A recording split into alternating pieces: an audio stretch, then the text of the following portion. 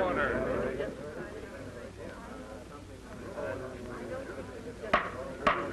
Silence. Silence in the courtroom.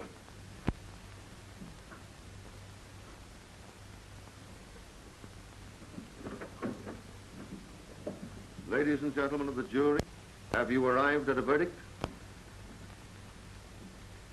Yes, Your Honor.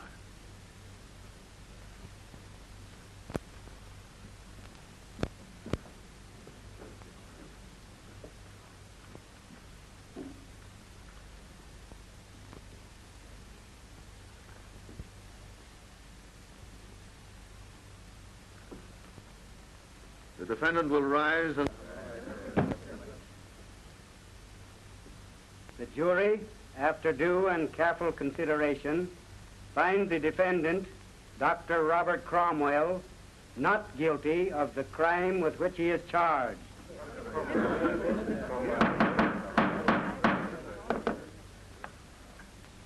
The court feels that it is the high office of physicians and surgeons to preserve life, not to take it. Defendant dismissed.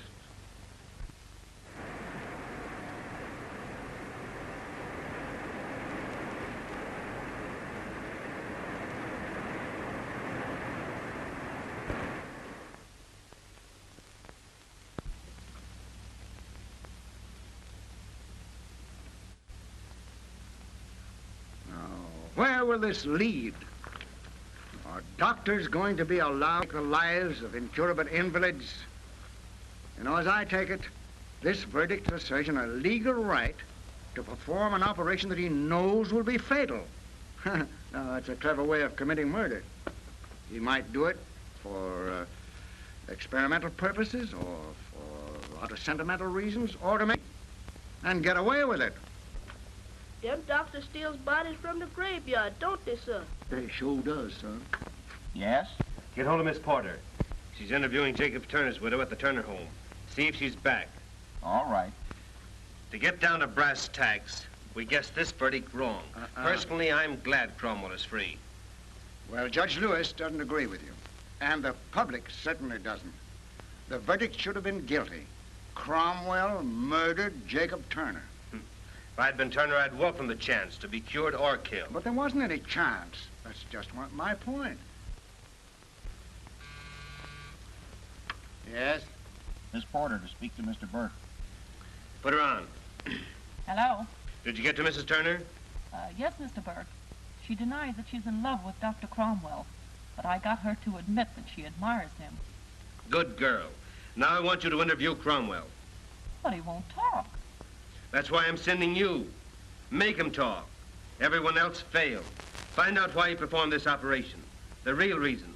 All about it. Hop to it.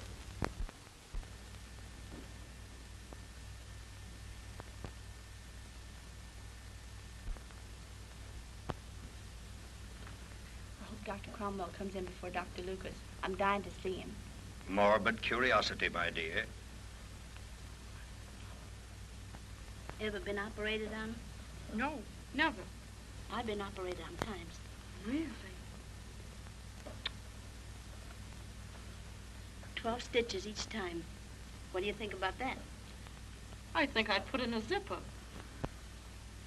Good afternoon, Doctor. Good afternoon.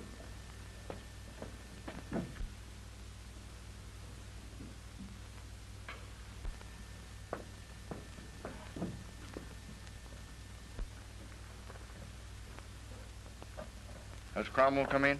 No, Doctor. That's strange. I left him at the Medical Association more than an hour ago. What is the association going to do about it, Doctor? Hard to say. Did you appear before the committee? Yes.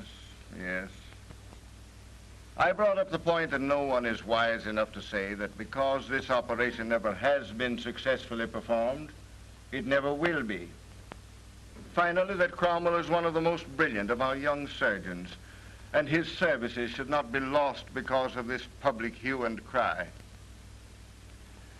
However, a doctor shouldn't take such a long chance when the patient is as prominent as Jacob Turner. You remember I advised Cromwell against operating. Send Miss Johnson in. Very well. You may come in now, Miss Johnson.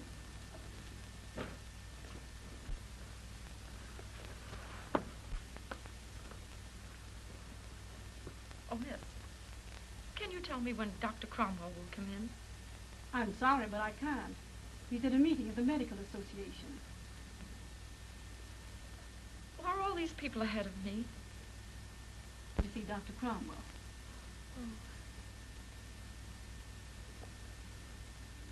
I wonder if there's a private phone that I could use. May I use the one in here? Why, yes, certainly.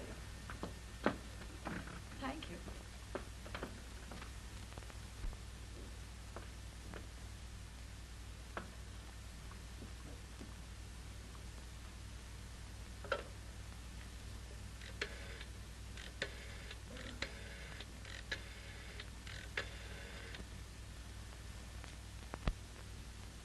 Hello, Mr. Berg.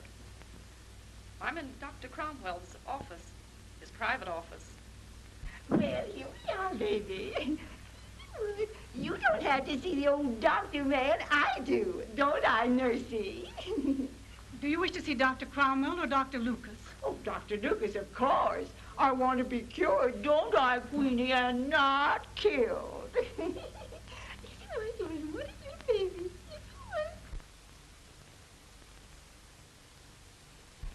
Good afternoon, Doctor. Oh. Would you sit down Yes, there, I please? will, thank you.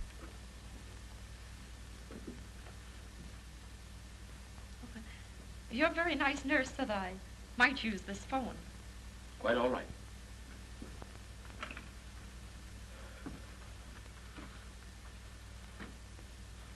How did you hurt your arm? I fell. I was getting out of my car. I see.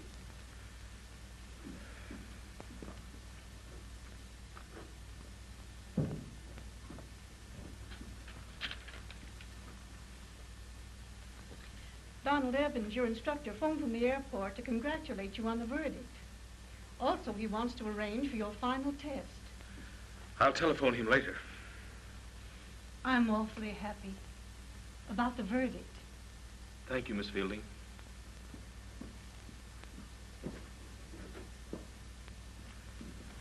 Have you had an x-ray taken of your arm, Miss Porter? No, I haven't. But I'm sure it isn't broken. Well, suppose I look at it. Oh, I wonder if you'd wait a minute. I feel a little faint. Certainly. Oh, silly of me. Would you like a drink of water? I'll be all right in a few minutes.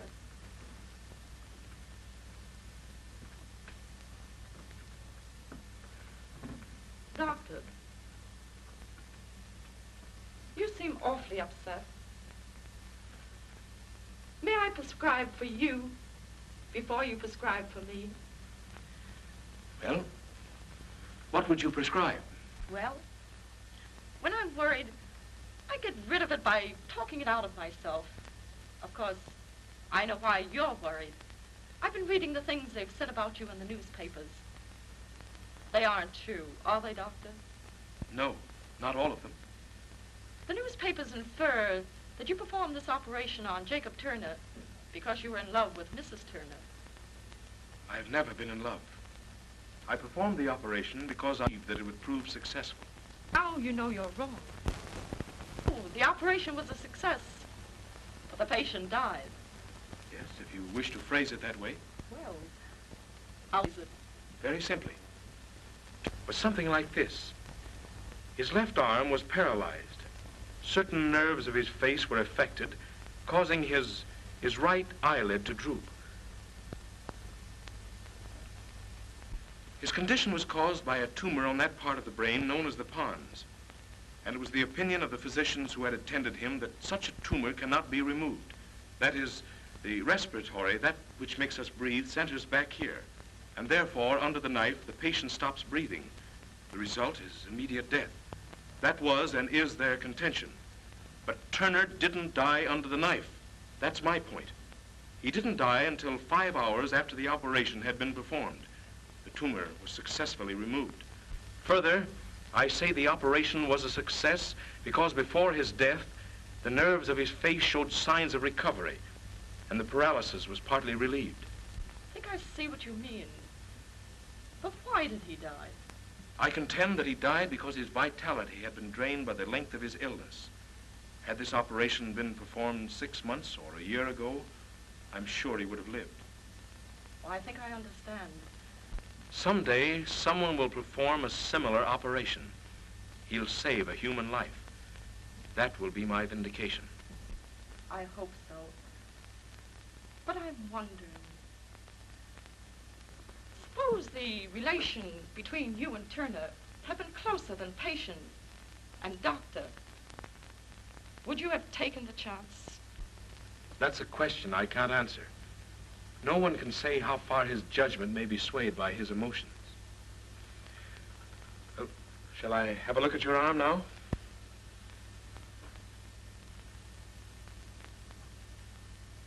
Oh, I'm terribly sorry.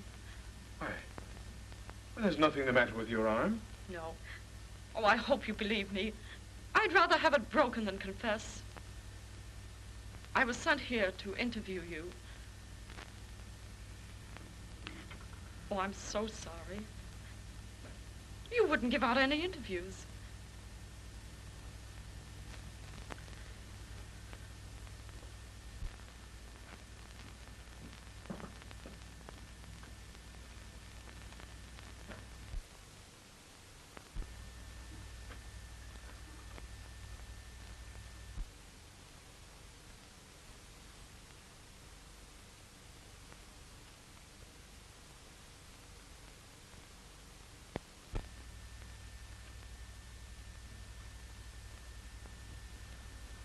Are there any patients waiting to see me?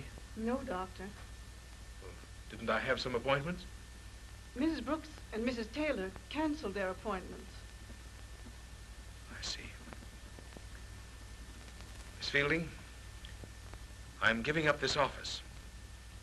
Please have my name taken from the door.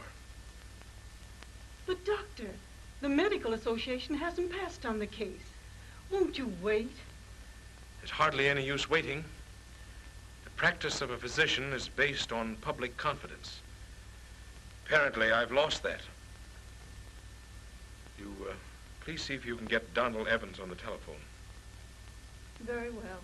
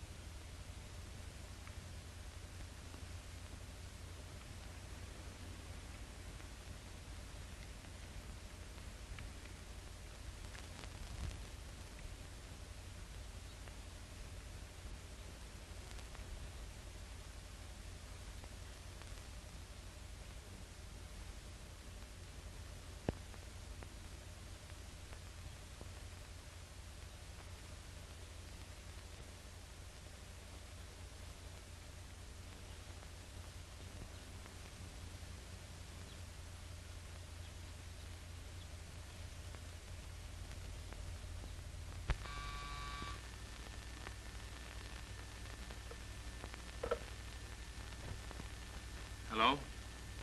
Oh, Evans? I'd like to arrange to make my final solo flight this afternoon. Yeah. That's right.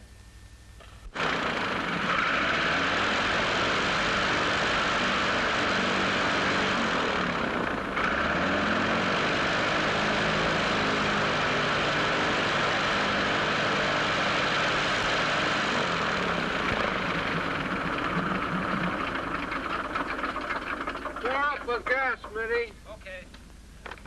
Well, we've been doing a lot of work on this baby. Gosh, she's running fine. Looks fine, Don. What have you had done to it? Oh, give her a complete overhaul. Going to do something with her. Another non-stop record, huh? No, something bigger. And then you won't want me washing out your landing gear. Oh, no chance, Doc. Your nerves are okay. Hey, Don, your face is coming along all right. Oh, it's pretty good. I'll be glad when I get some teeth so I can talk like a human being again. You talk fine. Yeah, I'm glad you think so. Say, Don, who owns that old crate over there? How's that? Oh, that belongs to the airport. You know, that used to be Nungesser's old ship. Really? Yeah. You know, sometimes when the fellas get too many under the belt and don't care what happens to them, they take it up for a hop. Yeah? I never noticed it before. Let's take a look at it. All right.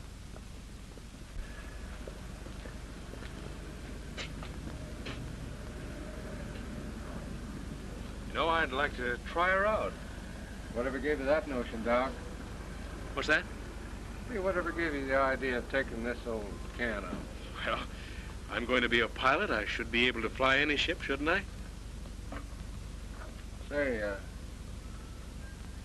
things that bad, Doc? What do you mean, Don? I mean, it's so bad that you want to take this up and fly the wings off of it. Now, you look here. I've been in the same sort of a fix you're in. I sort of understand the way you feel about it. You know, I was stunning for a flying circus, and I killed a man. They were going to take my license away. Then I jumped into another ship, went up, and broke the existing speed record at that time. Then instead of taking away my license, they were pinning medals on me. You get what I'm driving at, Doc? No, I'm afraid I don't, Don. Just this. Doc, people soon forget. You know, the public's awful fickle. They forget right away. You want to give them something new to think about. Of course, if you want to fly circus, all right. But I got a better proposition. I've been thinking about it for a year. I've been working on it for the last 4 or 5 months. Now I'm about set to go. In fact, I'll be shoving off in about a week or so. Look here. Take a look at this map. It's a Tokyo flight. You see, we start from here, go up across here into Alaska, and then follow this line right down the Aleutian Islands into Japan. I've got to have somebody go along with me. How about it, Doc? By George, I'll go. A new land. It'll be a chance to start all over again. Great. You've taken enough navigation under me. You can help me out on the navigation, you see? Now,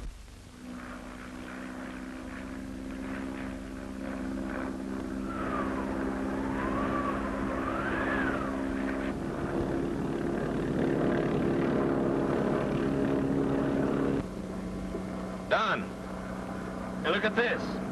This means I'll have to find a new land and start all over.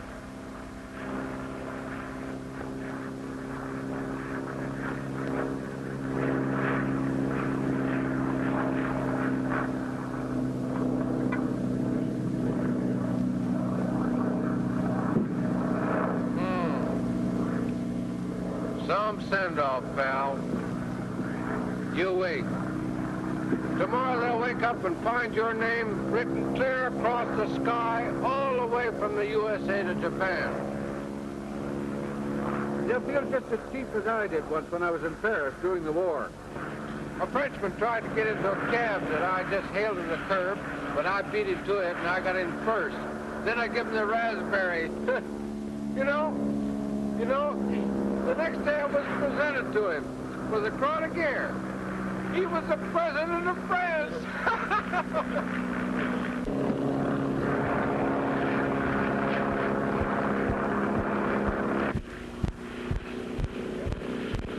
Worrying me, Doc.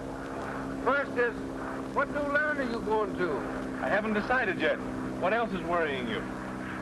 What's in that black bag that you brought along back there?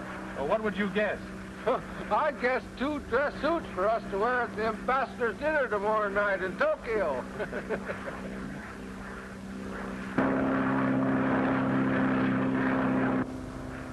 Gosh, Doc, it's getting thick as the devil. I can't seem to get out of this. You see any good place to land down there? I've seen better landing fields.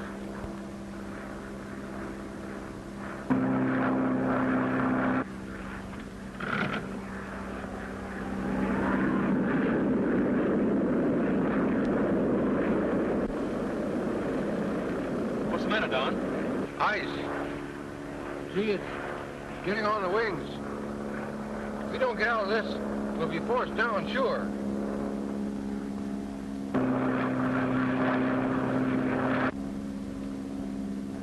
Gosh, look.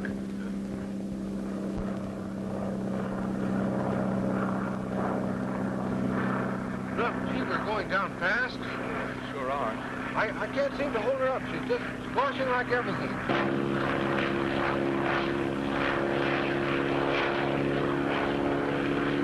Hey, if we don't get out of this pretty soon, we'll both be going to a new land and trying to start over. Well, I wouldn't ask for better company, Don. Well, we're going to have to land. Brace yourself, Doc.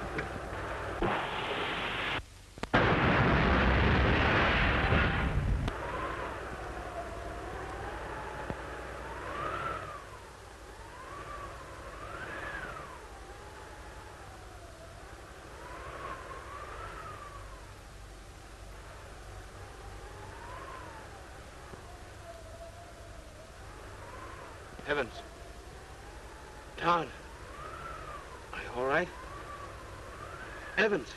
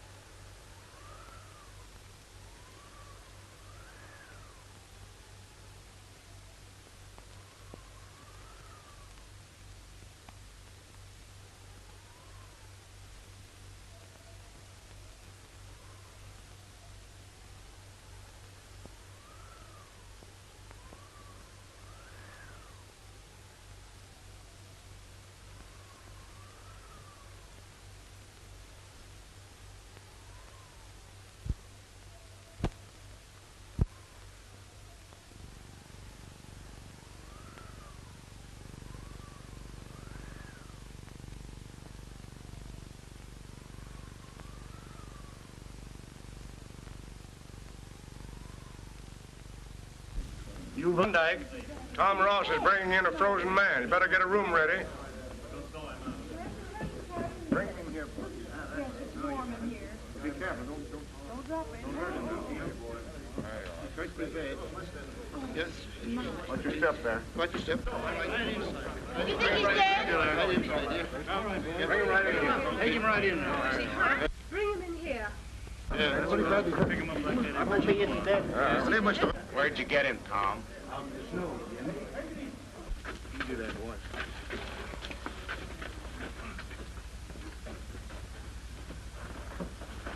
Just a minute, boys. Don't come in, please.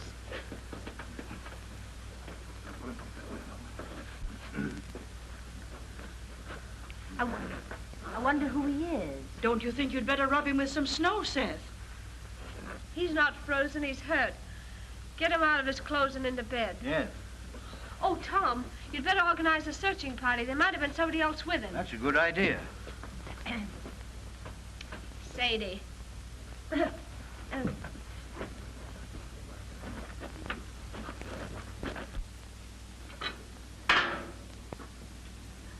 Gee, Jim, I didn't mean to neglect you so today, but I've been kind of busy and worried. Well, young man, it's getting pretty late. 9:30. And Tom isn't back with the boys yet. Gosh, I hope nothing's happened to them. Pretty bad out Klondike? Yes, it is. I'm afraid we're going to be snowed in all right. Where did that man come from? I don't know. That's what the men are trying to find out. I'll ask him if he ever wakes up. Feeling all right? Mm-hmm. I'll go and get Mark.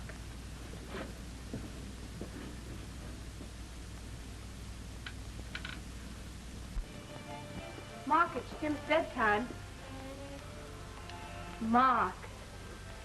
Well, I'd hate to be sick and depend upon you to stay awake. What time is it? It's 9:30. No wonder I went to sleep. Boys come back yet? No, and I'm worried. You better go and put Jim to bed if you can get him to go before the news item comes on. I'll stay and watch.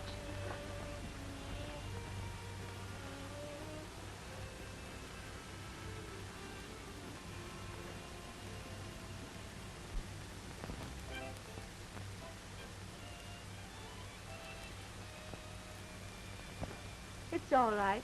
You're at Armstrong's trading post. Where's that? In the Klondike. Klondike? And that's my name, too. Oh.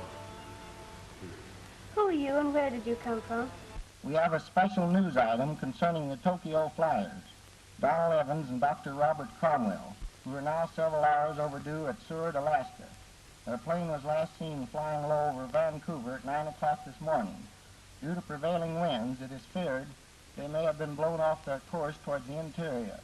Interest has been heightened in this flight because of the fact that Evans' co-pilot, Dr. Cromwell, a surgeon of this city, was acquitted recently after a sensational trial which centered around the death of Jacob Turner, a wealthy and incurable invalid. You're one of those men, aren't you? Yes. You're Donald Evans. Why do you think I'm Evans? Because I don't think you'd kill a man. We listened to that trial because we were interested on account of Jim. Jim? Yes, Jim Armstrong. He's afflicted the same way that old man Jacob Turner was, who was killed by that doctor.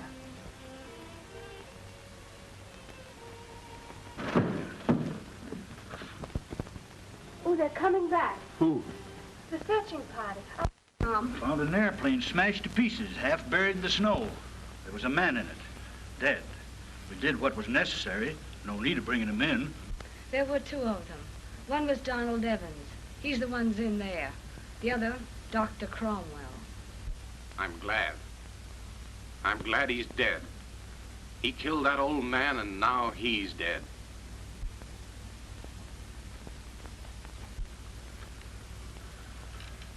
Good night, Jim.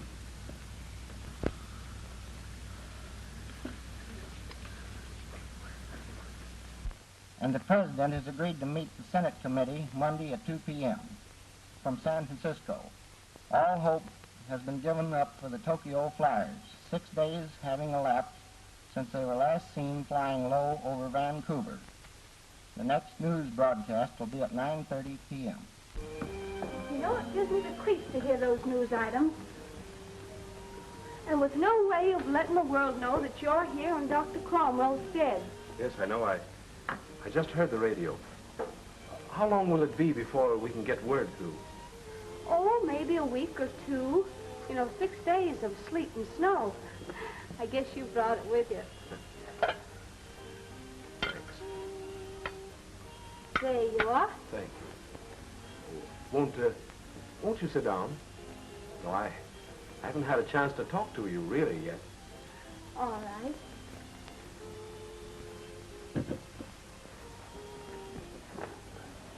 Will you have some toast with me? Oh, no, thanks. I've finished. What do you do with yourself through the long winters up here? Oh, I help Mark with the store and the cooking, but he's a much better cook than I am. Then I teach school, and of course there's always Jim to look after. Tom Ross tells me that you and Jim were to be married. Yes, Jim and I have been engaged ever since I can remember. We were going to get married and go down to the States. He had an awfully good job offered him down there. You know, he's really a genius. He can make anything electrical. Why, he made that radio out there, and it picks up stations from all over this part of the country. We were going away that summer. 2 summers ago. Then he was taken ill.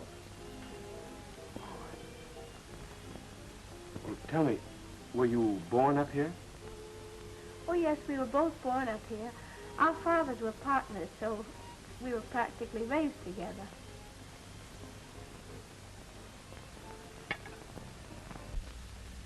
Oh, come on.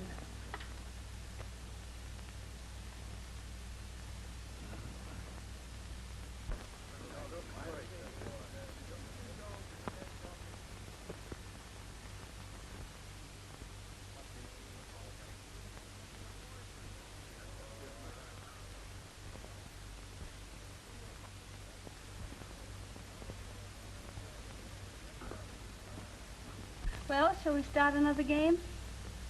Another game? You haven't beaten me yet. I'm going to jump 2 of your men right now. Oh, I suppose that'll end it. Certainly it will.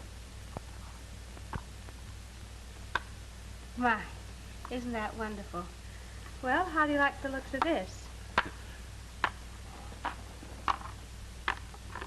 Say, that isn't fair.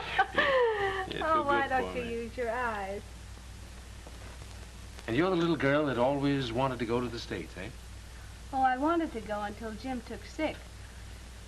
But this way, of course, I wouldn't leave him. Suppose he were cured. Why, then we'd get married. Oh, I see. How about this nice lollipop? Well, haven't you got any 6 for a penny? Well, we've got this kind. Now, what do you want 6 for a penny for? Well, 1 for Jean and 1 for Mama Claudette. Uh-huh, that makes 2. 1 for Jean and 1 for Papa Claudette. That makes 4. There. 1 for Jean and 1 for you. For me? Oh, dear.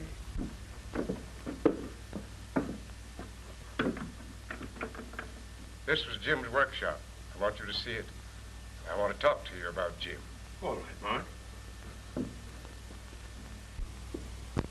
Dust. Just as he left it last time he was down here, 2 years ago this summer. Those are his books. He studied too hard. Maybe that's what's the matter. He always was smart. When he was just a boy and first heard of Marconi's experiments, he turned right in and built a radio, the first in this part of the country. You're proud of him, aren't you, Mark? Yes, I am proud of him. I'd give the trading post. I'd give my own life to make him well like he was. And that's what I want to talk to you about. I listened to that trial over the radio. And I believed what that jury must have believed when they said you weren't guilty. I felt that you must have believed there was a chance to save that old man's life. And what I want to ask is there any chance to save Jim's life? The chance is very slight, Mark. But there is a chance. Yes, if the operation is performed soon enough. But I can't perform it. The boy isn't any good to himself, and he's fast growing worse. I've got to see him day after day, dying in front of my own eyes. And you are a doctor and won't do anything about it. Don't you see, I haven't any right to practice here or anyplace else. I'm Jim's father, and I ask you to do it. I'll stand the consequences. Mark, you don't understand. You can't stand the consequences. If I should operate on Jim and he should die, I'd be a murderer. I haven't any right to operate on anyone. He wouldn't die. You know you could cure him. I can read it in your eyes.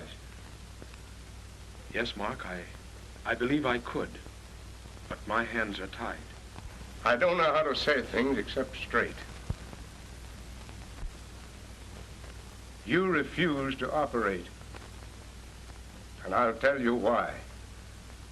I've been watching you day after day with Klondike. And if Jim was cured, she'd marry him. Ain't that the real reason you won't operate? No, Mark, that has nothing to do with it. I think it's got a lot to do with it. Think it over.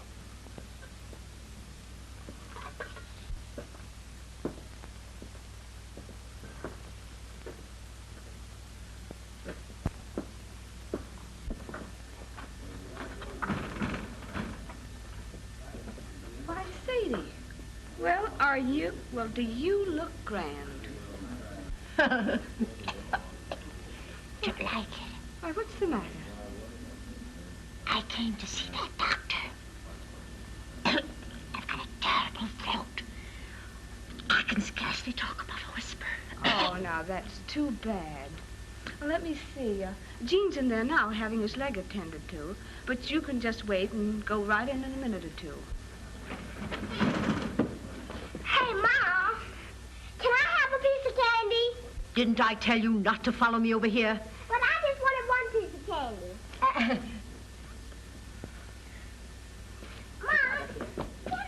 Aren't you going to wait, Sadie?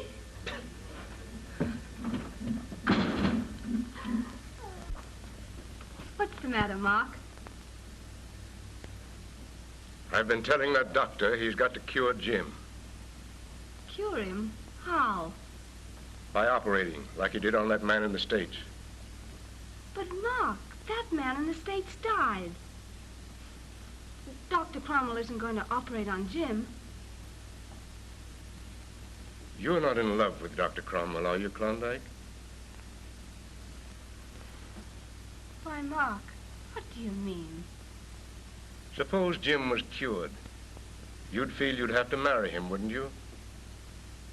Why, I'd give anything in the world to see Jim well again. Then you'll do what I ask. If he isn't cured, it won't be your fault, nor his. And Jim will be better off. What do you want me to do? I want you to get him to operate. But, Mark, you don't know what you're asking. Supposing Jim dies. He won't die. He'll get well. All right. I'll talk to Dr. Cromwell. When?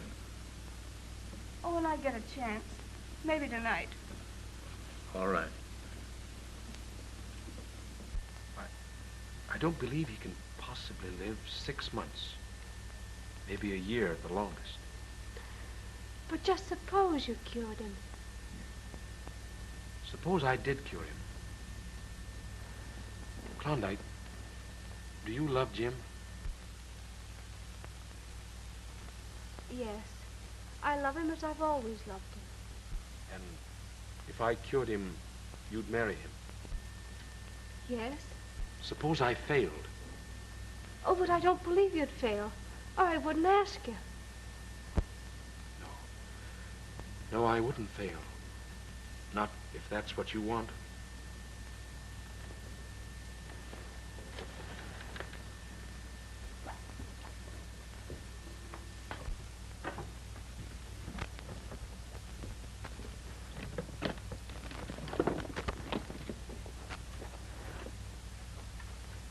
Well, the sooner I operate, the better are Jim's chances of recovery. Then you are going to operate? Yes. Tonight.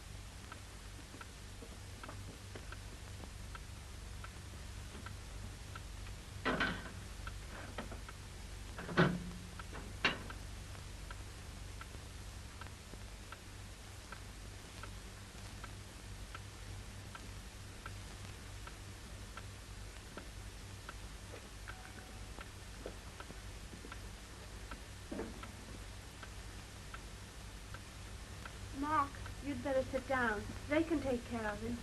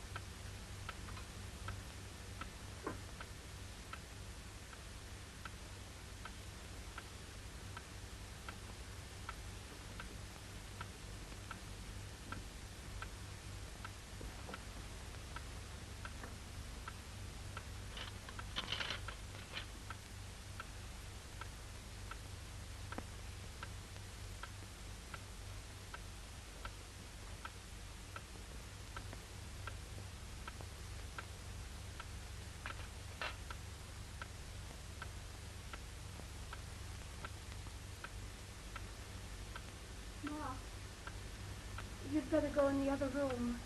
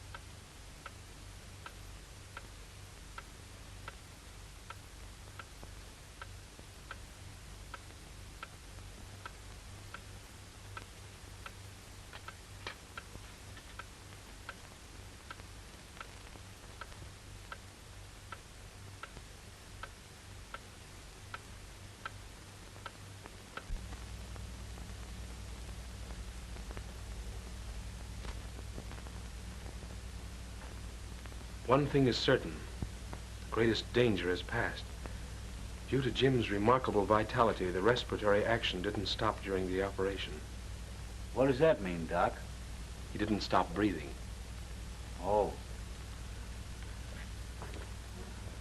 The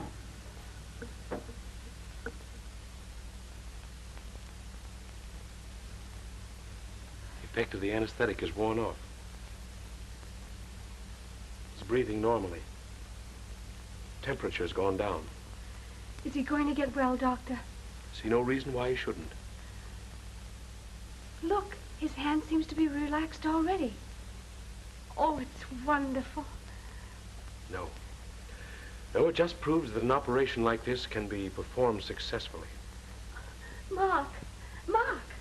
Mark, Jim's going to get well. Well? Yes. Jim, well?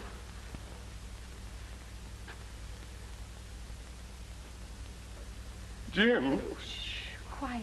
Everything's going to be all right, Mark. Supposing you come and get a little rest now. He's cured, Doctor. Yes, Mark.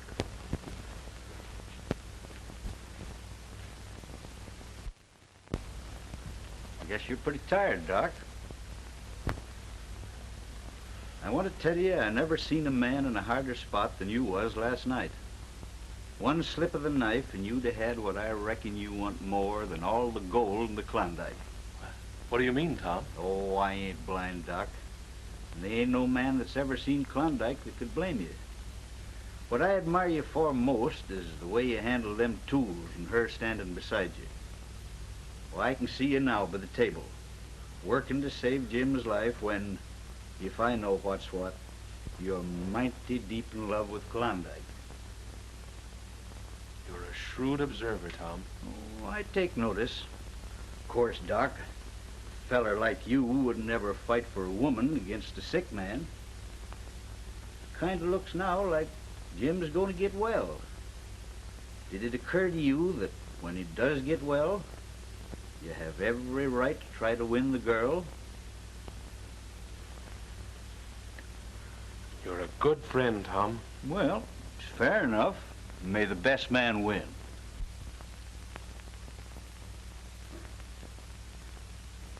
Jim, you're awake. Doctor. Well, how do you feel?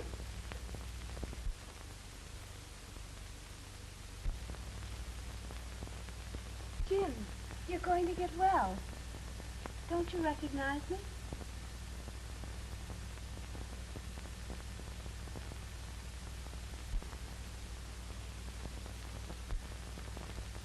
Jim, speak to me. Say something.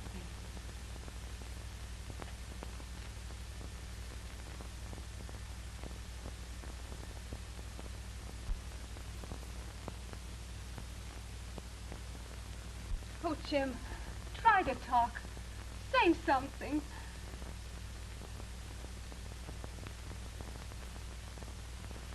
Oh, Doctor, he tried to talk, but he can't. This is something I don't understand. The part of the brain I operated on has nothing to do with the power of speech.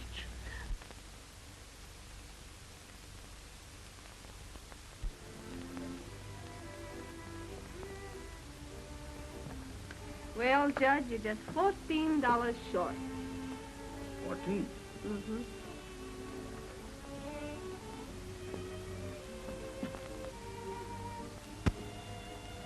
Well, that's great I've got. Well, I reckon, Klondike, you'll just have to take back those blankets over there. Yeah. You'll be needing all the blankets you've got.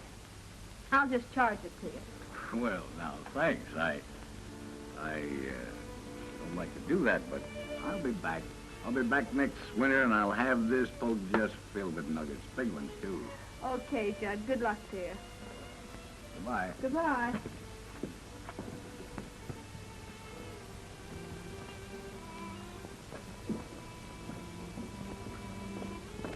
Where's Mark? It's Jim's bedtime. Why, he's in the kitchen.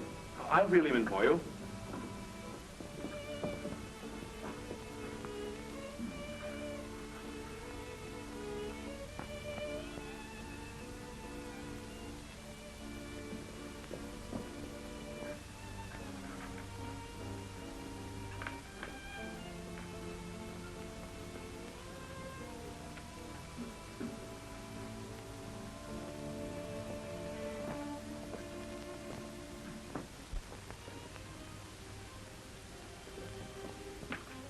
pigeon in, Klondike. All right. Good night, Jim. I hope you sleep well.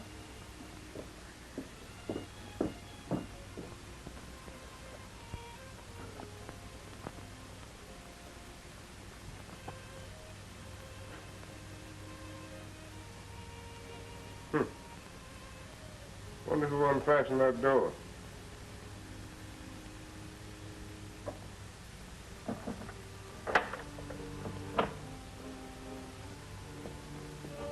Say, why is the doctor in such a hurry to get back to the States? Oh, it's about something that came over the radio last night. That Turner woman's been arrested and charged with murder. Who is she? Oh, she's Turner's wife. The man that the doctor operated on when he was down in the States before he came up here. If you remember, he died. Hey, that's mighty bad. Did you hear any more about it this afternoon? Not a word, just some weather reports and news items and... You know, Doc, it'll be tough sledding tomorrow, but I'll get you through somehow. That is, if you feel you must go. Well, Oh, why don't you stay a while? There must be some mistake. I know, but don't you see, to stay here would only look like I'm in hiding. I've got an idea. Yeah? We'll put your name on a shingle and hang it out on the porch, Well- and that'll show them that you're not in hiding. Yes, I know, Oh, but come on. Well, Now, you stay here and I'll get the stamping up. all right. Be a piece of board, now. Board. Oh, here it is. Oh, that'll do. Just a minute now. I'll get it all fixed. Now, D. Well, I guess I'll be turning in, folks. See you tomorrow morning. All right. Good night, Tom. C-R-R-R. Ah, there. Oh, dear. R-C-C-C-C. Well, say, what about a period after the R? Oh, well, now, didn't you think I knew enough to put a period down there? See? Let me see. I guess we better have Robert. Bob wouldn't sound dignified. No, I'm afraid not. No, not for a doctor. All right. R. Where's the O? Here's it. Jim's in bed, Klondike. All right, Mark. I'll turn out the lights. That's R-O-B-B. Here's the. There we are. Let me just wait and see if you will be pleased with it. Here's the C. Cromwell. I'll take charge of the period. C-R-R-R-R. Make yourself useful. You hand them to me. C-R. You gotta kind of crowd this in a bit. O-O. O-M. There's the M. Oh, dear. All right, get the E. Now turn that upside down. You'll have the W. Oh, aren't you smart? Cromwell, W. Where's the E, E, here it is, looking right at you. Oh, dear, this isn't very straight. Well, we can make a new one. L. L. What the heck happened to the L? There it is.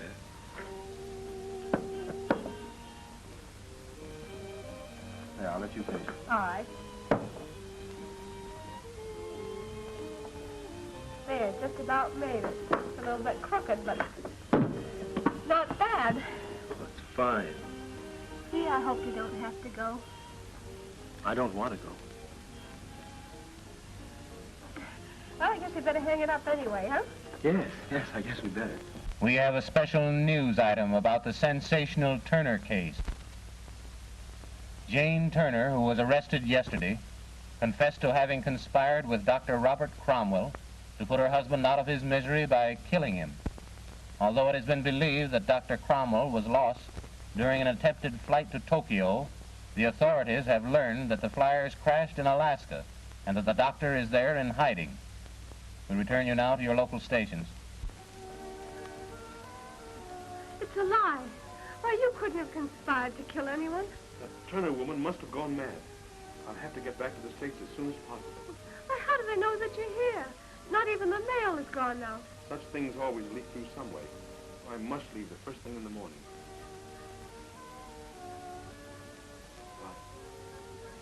I I don't suppose we'll ever see each other again. If I had cured Jim, things might have been different. I could have told you then that I loved you, and you could have chosen between us. You know, Klondike, I've never loved another woman. You're the first, and I think you'll be the last. Goodbye, Klondike.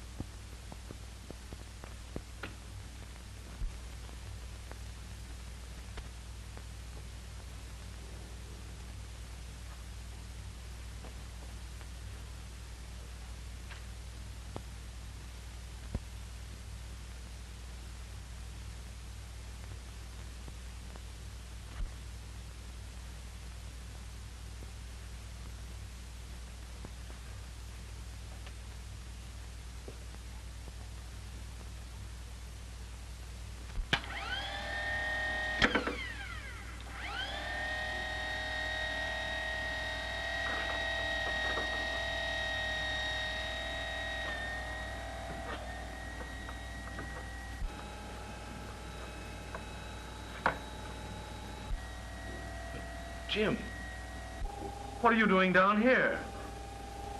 What? Why, you can walk. Here, let me see you. Why, you look fine. I can eyes. Yeah, I can walk, and I can talk, too. I've been doing a lot of talking lately, over that microphone there. What? I don't understand. I wanted to get rid of you. Came near working, too. Tomorrow, you'd have been gone. You mean to tell me that you've been faking all this time? Sit down, and I'll explain it to you. Yeah, read that. No, read it out loud. See if it can sound familiar.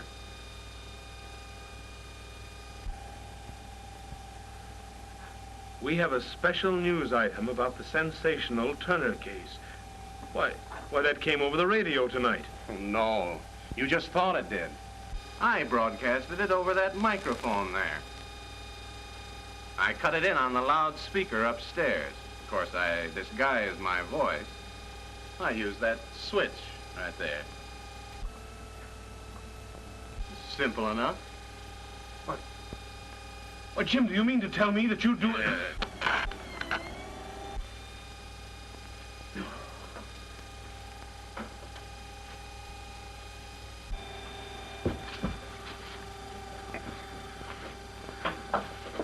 There were only two ways of your getting Klondike. One was killing me, but you didn't dare do that. They'd have hung you for murder. The other was to cure me, and then win her. So you cured me. It wasn't for me that you did it. It was so that you could take her away from me. I gave you fair warning to get out. I didn't give you enough juice that time to hurt you. Just a good jolt.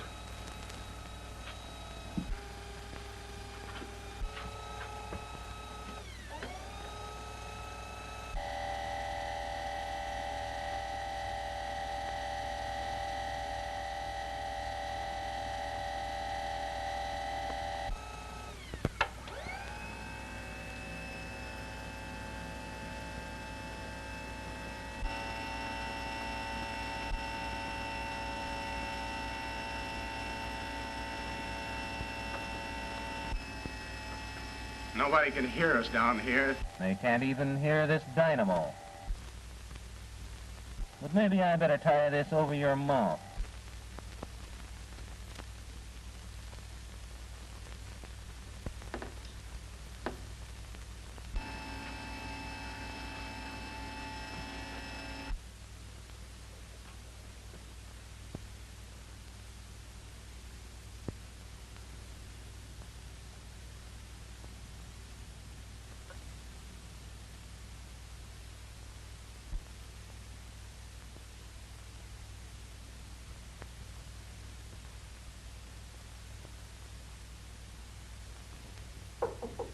Are you still up, Doctor?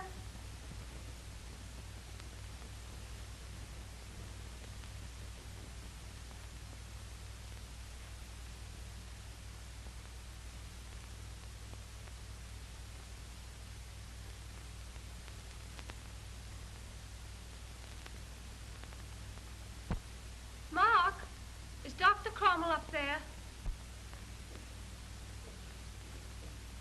What's that, Klondike? I said, is Dr. Cromwell up there? No. Well, I was sure I heard someone talking. It must have been the radio. It's been going all night. Better turn it off. All right.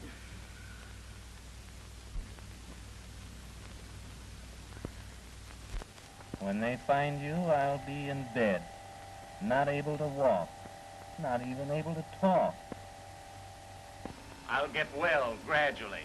They'll think you came down here to my workshop and accidentally electrocuted yourself.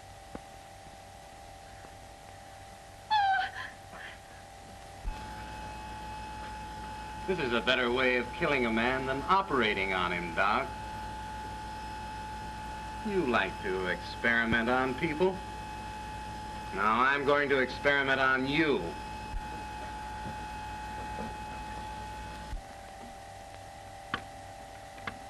Jim, open this door!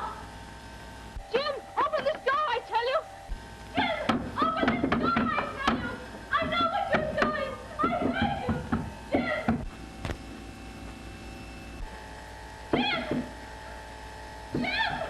Open this door! Well, I guess you outsmarted me, Doc. Jim! Jim! Oh, Jim, please open the door! Open this door!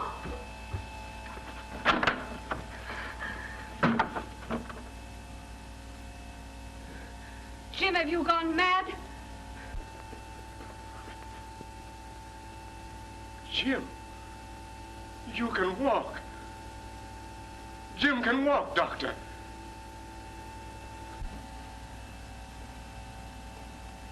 You've cured him. Yes.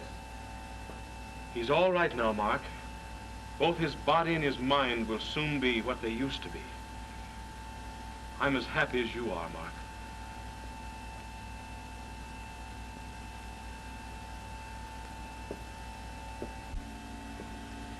I'm happy, too.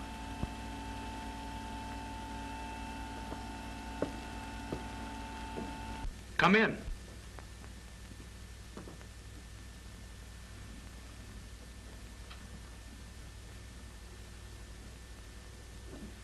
I wouldn't believe it was broken even if you showed me an X-ray. I want a story and I want to congratulate you. Oh, it was splendid the way you put it before the Medical Association. I was there. A triumph. Do you remember? It was exactly the way we spoke about it. And you did it. You proved it by that operation on Jim Armstrong. Do you know, Doctor, you're the first man I've ever known that came out of Alaska with fame rather than riches. You're wrong again. I came back with more riches than fame. Really? Yes. Yes? Oh, well, ask her to come in. Yes, Miss Porter? I found gold. Gold? Oh, I'm sorry, dear. I just dropped in to see how you were. Come in, my dear. Pure gold, Miss Porter. I want you to meet her. Mrs. Cromwell. How do you do? How do you do? That gives me a lead for my story. And it starts like this. Gold, gold, precious gold. Hard to get, but not hard to hold.